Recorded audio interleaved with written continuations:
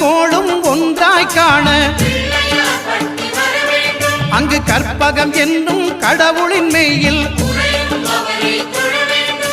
சூரியன் முதலாய் 9 கிரகமும் பலவித குணங்களை கொண்டிருக்கும் எங்கள் கற்பக தருவில் அவை வரும்போது ஒன்றாய் சேர்ந்து பலனளிக்கும்.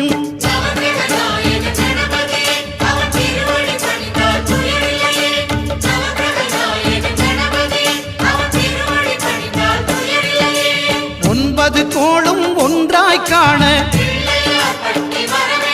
அங்கு கற்பகம் என்னும் கடவுளின் மெய்யில்